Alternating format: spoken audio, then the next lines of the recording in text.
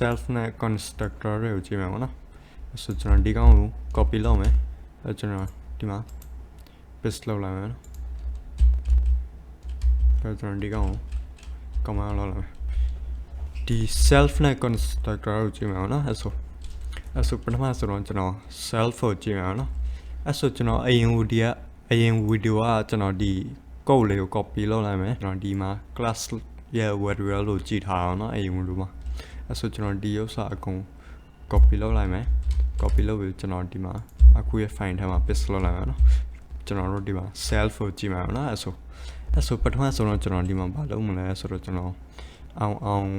ဒီ employee ပေါ့နော် employee အောင်ပြီးတော့ဒီ age နဲ့ဟိုနဲ့အဲ့ဆိုကျွန်တော်ဒီကောင်ကိုဒီအောင်လေးကိုဖြတ်လိုက်အောင်နော်ဖြတ်ပြီးကျွန်တော်ပထမဆိုတော့ကျွန်တော်ဒီမှာတစ်ခုဒီကောင်ကိုဖြတ်လိုက်မယ်နော်ဒီမှာတစ်ခုကျွန်တော်ဒီမှာ method လုံးပါနော် class function လုံးမယ်ပြီးတော့ကျွန်တော်ဒီမှာ div ဒီ function ကဘာလုပ်မလဲဆိုတော့ဒီ function ကအကုန်ဒီ employee ရဲ့အကုန် detail တွေကိုသူက print လုပ်မှာနော်အဲ့ဆိုကျွန်တော် detail detail ပေါ့နော် detail တွေကို print လုပ်မှာနော် print detail ပေါ့နော်ပြီးတော့ကျွန်တော်ဒီမှာဒီအောင် consequence ပဲလောက်လိုက်မယ်ပဲလိုက်မယ်နော်ကျွန်တော်ဒီမှာပိတ်တဲ့အချိန်မှာဒီမှာသူကိုဒီမှာ cell ဆိုပြီးရောက်လာနော်ဒီကဘာလဲဆိုတော့သူက class ထဲမှာတခုခု function လုပ်ရင်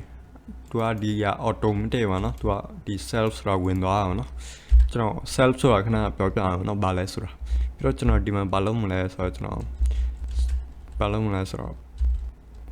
print return လုပ်မယ်နော် return ဥပမာကျွန်တော် print လုပ်မယ်နော် return မလုပ်တော့ဘူးပြီးတော့ကျွန်တော်ဒီမှာဘာရေးမလဲဆိုတော့ကျွန်တော် string f string ရေးမှာနော်အဲ့ဆိုကျွန်တော်ဒီမှာ the name is ဆိုပြီးကျွန်တော်ဒီမှာ self dot name ပါနော်အဲ့လိုရေးမယ်ပြီးတော့ကျွန်တော်နောက်တစ်ခုကျတော့ and age is ရေးမယ် ss ရေးပြီးကျွန်တော်ဒီမှာ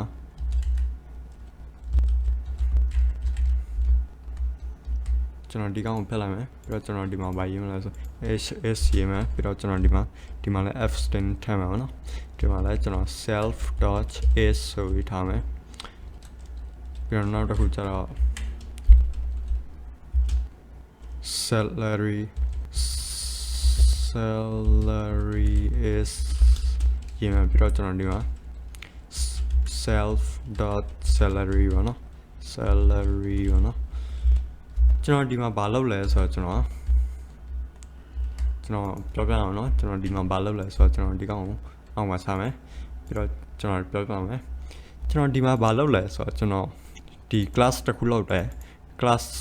ဒီက company ပါနော်ပြီးတော့ကျွန်တော်ဒီမှာ function တစ်ခုလုပ်အောင်နော် f function ကဘာလုပ်လဲဆိုတော့သူကဒီ object ရဲ့ detail တွေကို print လုပ်အောင်နော်ဒီ self ကဘာလဲဆိုတော့သူ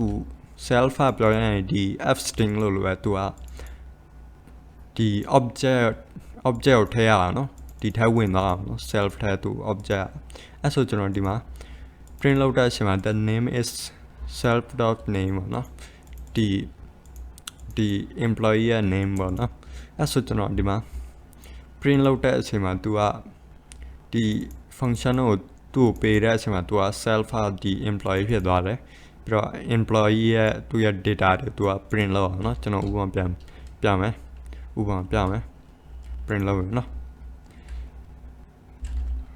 ဒီ function ကိုသုံးမယ်เนาะကျွန်တော်ဥပမာ print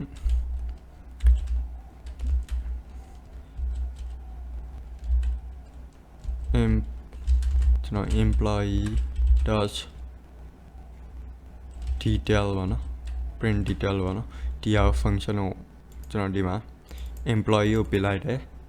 f function ပြီးတော့ကျွန်တော်ဒီမှာ print လုပ်တဲ့အချိန်မှာကျွန်တော် right click လုပ်ပြီး print လုပ်မှာနော်ဒီမှာလုပ်တဲ့အချိန်မှာ ဒီမှာဘာလာမလဲဆိုတော့ကျွန်တော်ဒီမှာအောင်နော်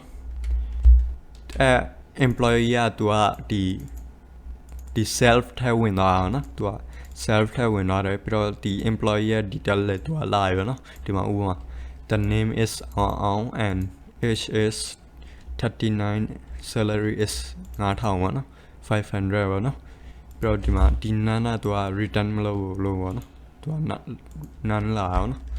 အဲ့ဆိုကျွန်တော်ဒီမှာ print မဟုတ်ဘဲနဲ့ကျွန်တော် return လုပ်လိုက်မယ်ဒီတစ်ခါလောက်တဲ့အချိန်မှာဒီ none လည်းပျောက်သွားမှာ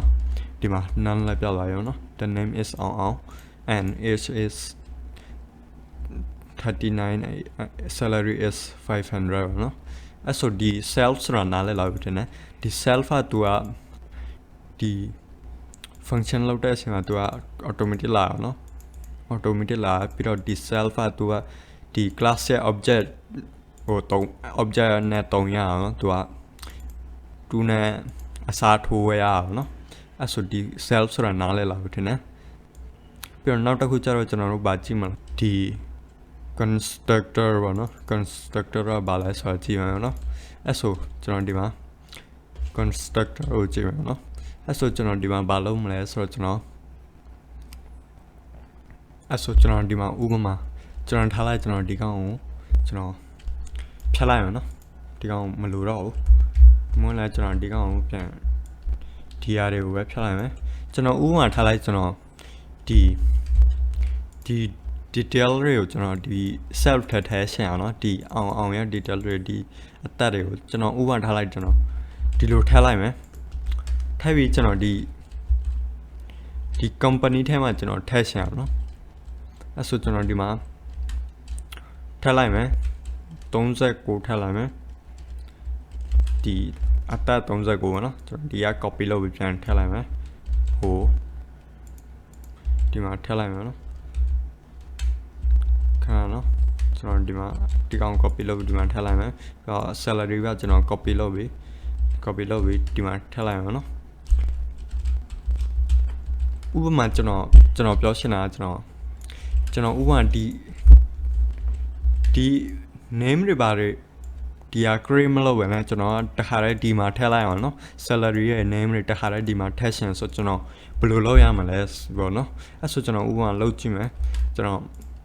ဒီမှာလုပ်ပြီးအဲ့လိုအတူကောက်လို့ရှင်းအောင်ပေါ့နော်ကျွန်တော်ဥပမာပြောရှင်းတာ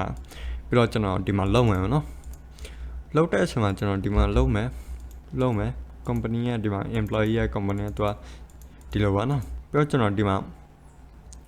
ဘာလုပ်မလဲဆိုတော့ကျွန်တော် employee ကိုနော်ကျွန်တော် print လုပ်မယ်နော်ဒီမှာ print လုပ်တဲ့အချိန်မှာဒါမှသူက error လာနော်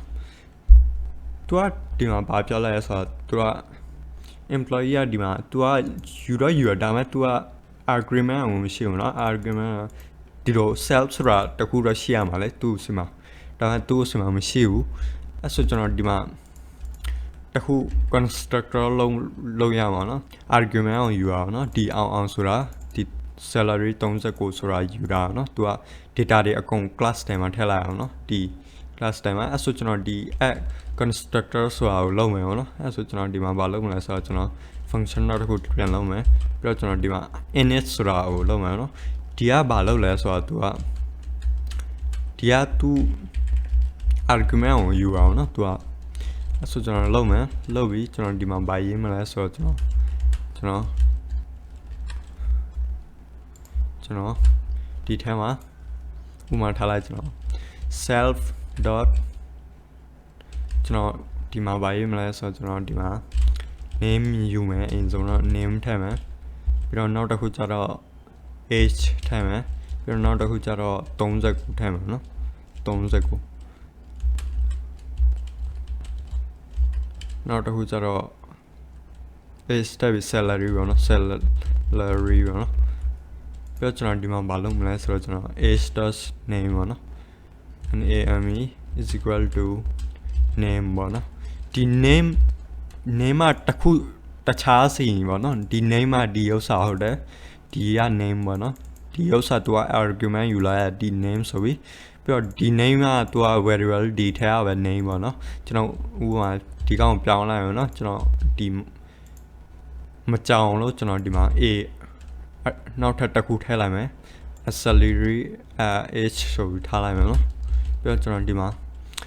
မှာလည်းနောက်တစ်ခုလုပ်မယ် self dot age ဆိုပြီးလုပ်လိုက်မယ်ကျွန်တော် age ဆိုပြီးထားမယ်ပြီးတော့ကျွန်တော်ဒီမှာ age ဆိုပြီးထားမယ်နောက်တစ်ခုကျတော့ age self dot salary ပါနော် salary ပါနော်အဲ့ဆိုကျွန်တော် salary လုပ်မယ်ပြီးတော့salary ပါနော်ကျွန်တော်ပြီးတော့ဒီမှာဘာလုပ်လဲဆိုတော့ကျွန်တော်ဒီမှာပြီးသွားရုံနော်အဲ့ဆိုဒီအောင်လဲဒီထဲမှာဝင်သွားပြီဒီ age လဲဒီ age ထဲဝင်သွားပြီပြီးတော့ salary လဲဒီ salary ထဲဝင်သွားရုံနော်အဲ့ဆိုကျွန်တော်ခဏလို့ကျွန်တော်ဒီလို employee.name.employee.variable တွေလောက်ကြအောင်လို့တော့နော် employee ဥပမာဒီလိုခဏလို့ employee.name.on ဆိုပြီးလောက်ကြအောင်မလို့တော့ဘူးနော်ကျွန်တော်ဒီထဲမှာအကုန်ဒီဟာတွေကိုကျွန်တော်တခါတည်းရှင်းလိုက်အောင်နော်ကျွန်တော်ဒီ employee ကဘာ data တွေလို့လဲဆိုတာသူကဒီမှာပဲ define လုပ်လိုက်အောင်နော်ကျွန်တော်ဥပမာကျွန်တော်ဒီမှာလောက်တာဒီ company ထဲ employee အတွက် employee လုံးမှုအတွက်ဒီမှာဘာတွေလို့လဲဆိုတော့ name လို့လဲ age လို့လဲ salary ပေါ့နော်ဒီလိုလိုအောင်နော်ပြီးတော့ဒီဟာတွေလောက်ပြီးကျွန်တော်ဒီမှာဥပမာ employee ရဲ့နာမည်ကသူကဒီမှာထည့်လို့ရပြီအဲ့လိုပဲကျွန်တော်အများကြီးလုပ်လို့ရအောင်နော်ဒီ employee 1 employee 2ဆိုပြီးကျွန်တော်ဒီမှာဒီနာမည်တွေလည်းအများကြီးထည့်လို့ရတယ်ဥပမာကျွန်တော်ဥပမာ K1AW ကြောဆိုပြီးနော် AW ကြောဆိုပြီးကျွန်တော်ဥပမာထားလိုက်ဒီကောင်ကို25ထားလိုက်မယ်25ထားလိုက်မယ်ပြီးတော့ salary ကကျွန်တော်ထားလိုက်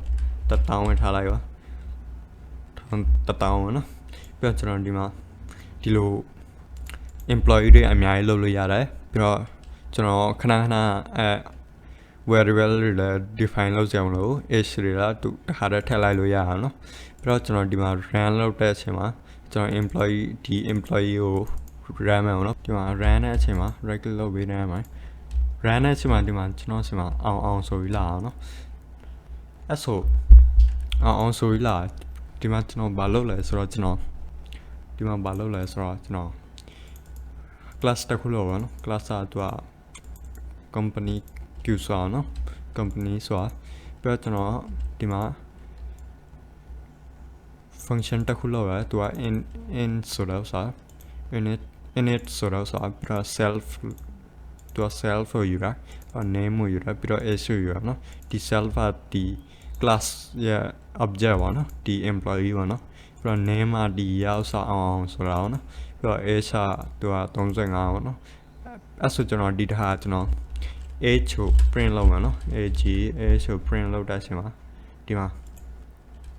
print လုပ်မယ်လုပ်တဲ့အချိန်မှာဒီမှာ35လာနော်အဲ့လိုပဲကျွန်တော်ထားလိုက်ကျွန်တော်